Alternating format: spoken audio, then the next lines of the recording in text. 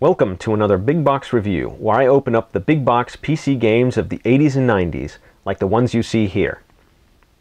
First, I want to thank everyone who watched and commented on my first video on the original Syndicate, especially the folks at Evil Avatar. The response was quite a bit bigger than I expected, and it makes me want to do more videos, so here I am. So what shall we talk about this time? You may notice that there's a small gap on my shelf right about here. That spot is normally occupied by Wasteland. Wasteland is a classic role-playing game released by Electronic Arts in 1988, almost 25 years ago, back when there was a Soviet Union. It was developed by Interplay Productions, a company which would eventually become its own publisher and develop many more great RPGs. One of those RPGs is 1997's Fallout, which is a spiritual sequel to Wasteland. Being released in 1988, Wasteland has primitive graphics and sound, but it makes up for it with its story and role-playing system. It is the not-too-distant future, and the nuclear devastation of World War III has brought humanity to the brink of extinction. You control a party of desert rangers in the southwest United States, tasked with keeping some order in a chaotic world of radiation, mutants, and villains. Each of your party members has skills and equipment to help them in exploration and battle. Wasteland is regarded as one of the best computer RPGs of all time, but it never received a proper sequel. Until now. Some of the original designers are using the Kickstarter service to ask fans for $900,000 to develop Wasteland 2. As of today, they have already received more than twice that amount. Check out the Kickstarter page if you want to help make this project a success. I've made my contribution. Alright, enough background. Let's see what you got with Wasteland. So here is Wasteland in its not-so-big box. It's 9 inches by 7 inches by less than an inch. This was a pretty standard box size for the time, especially for Electronic Arts, and I'll get into that a bit more as we go along. Here's the old Electronic Arts logo and the very old Interplay Productions logo. Let's flip over to the back. We have some flavor text. Hot, mean, radioactive. It's 2087. World War III has come and gone. As a desert ranger, you are vowed to help rebuild humanity, but first you have to survive. We have some screenshots from the IBM version. Some in-game shots of the monsters, villains you'll play against. The system requirements are always interesting. This, of course, is the IBM PC compatible version, requiring a whopping 256K of memory. It supports CGA, which is 4-color graphics, or EGA or Tandy, which is 16-color graphics, so this thing topped out at 16 colors. It says supports hard disk because it didn't require a hard disk. You could play off of the disk if you wanted to, and in that case you would need 3 blank disks, which is what it says there. Also, it's supported but did not require a mouse. So again, this was a time when mice were not very common peripherals for computers. So that is the outside of the box. Let's take a look inside. Before we look at the stuff on the right, let's take a look what's on the inside of the flap on the left. This is actually an interesting staged picture of the developers, made to be sort of, you know, in-universe outfits and scenery. So they also have some text here, which is kind of clever, so I'll read it. Believed dead until this recent photographic evidence came to light, this motley gang of desert rangers was spotted leaving the remains of a burning computer installation. Sources report their 2-year absence had something to do with the development of a computer project codenamed Wasteland. So there's essentially the full credits, that I believe it is, and here with the director title is Brian Fargo, who is running the Wasteland 2 project. So there you go. Now let's take a look at what you got here. First we have a manual. It is 27 pages. Covers how to play the game, as you might expect. Here's the table of contents. Starts with I found this cute, a note from the programmer, not the designer or the publisher or anything, that from the programmer. So there's a page note there. Here's some story text to set things up. What's interesting about this story is that it starts in 1998, 10 years after the release of the game. Of course, 1998 has come and gone, and these things haven't happened. So, well, you'll just have to take their word for it.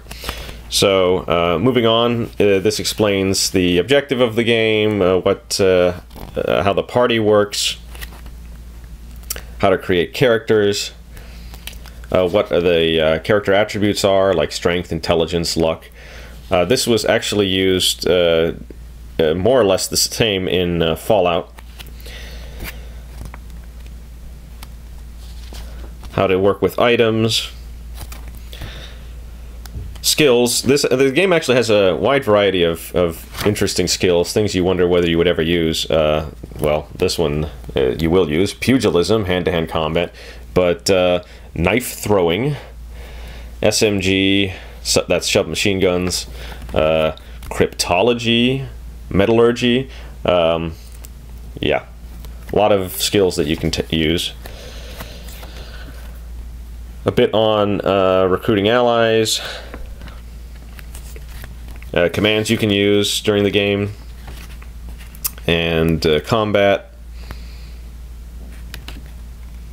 Some of the weapons you may find in the game, and some of those, a little bit on some of the locations you're going to encounter, without giving away too much. So that's the 27-page manual for Wasteland.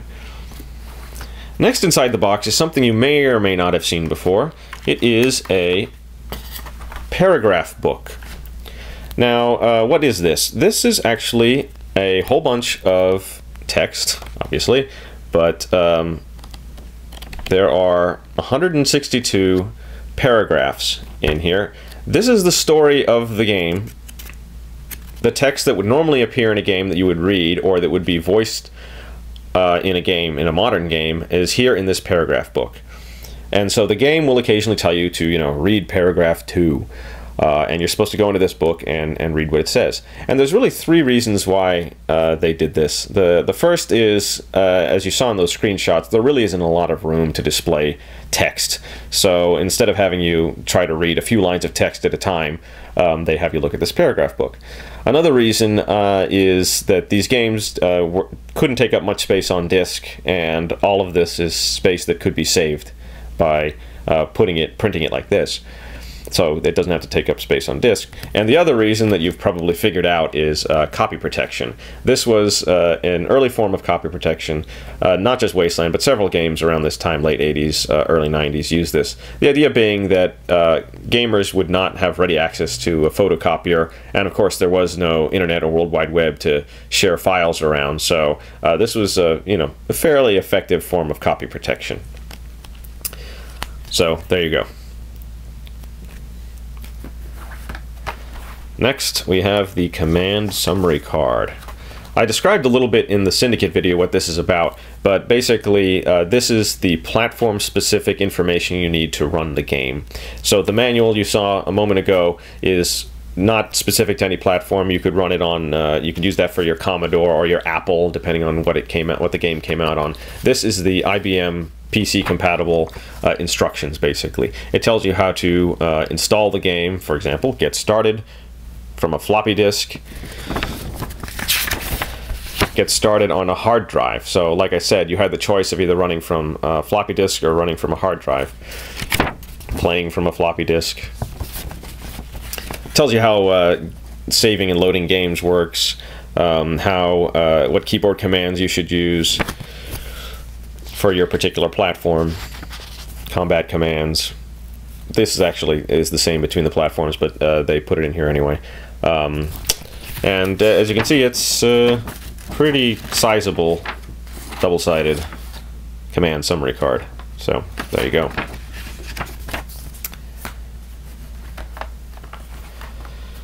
Next we come to a few cards. I'm going to just save these for later. Let's take a look at the discs.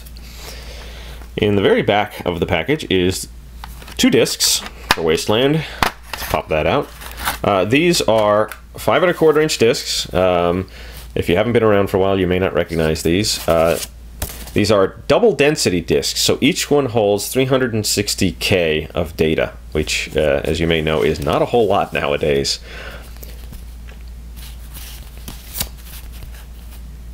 And there was 2 of them. Now, an interesting thing about Wasteland, this box, this style of box, and many others, is that the box could hold both 5 1/4 inch, like so, and 3 1/2 inch discs in these slots back here. The game came with a card, actually, with a special offer for 3 1/2 inch discs. In this case, I think it would be one double density 3 1/2 inch disc, which is twice the capacity of those discs. So I believe it would have come on one disc. What's interesting is what the card says here. It's lonely out in front. Innovators know that the leading edge is rarely overcrowded. You buy a neat new 3 1/2 inch disc drive and then can't find software for it. Well, we're out there with you. We respect the innovators who pursue the future, so we're making it a little easier for you to get Electronic Arts software for your new 3 1/2 inch disc drive. Anyway, you send a check or a credit card for $7.50 and you get a 3 1/2 inch disc for Wasteland. I'm pretty sure this won't work anymore if I sent that in. Similarly, I don't think the warranty registration card would work. This is the pretty standard Electronic Arts warranty registration card of the time. So the last card in the game is an offer for the Wasteland Cluebook for $12.95. You sent this directly to Electronic Arts and they sent you back a Cluebook. Available summer '88. So I have a surprise for you. I actually have the Wasteland Cluebook called the Wasteland Survival Guide. And I'm not going to go through this in any detail in case you're worried about spoilers. I don't want to give anything away, but I will flip through it real quick. Avert your eyes if you're concerned about spoilers. But the guide is about 61 pages. Each page has a map on the left and some text on the right, and it's actually told in the form of a story. A story of someone essentially playing through the game, a character. So the story starts like this. I'll just hold that up if you wanted to pause the video and read that. This really isn't giving anything away. This just sets up the story. The first area is very early in the game, so again, I'm not really giving anything away, called High Pool. And so there's a map of the area and what the character presumably did while they were there. Now you can follow along and figure out how to play and win the game. So there you go. That is the Wasteland Survival Guide, the hint book. And that's the whole thing. So that's Wasteland's biggish box and clue book. Now we have the long wait for Wasteland 2, which you will also be able to get in a big box. If you have any questions or want to see more videos like this, please leave a comment here. Thanks for watching.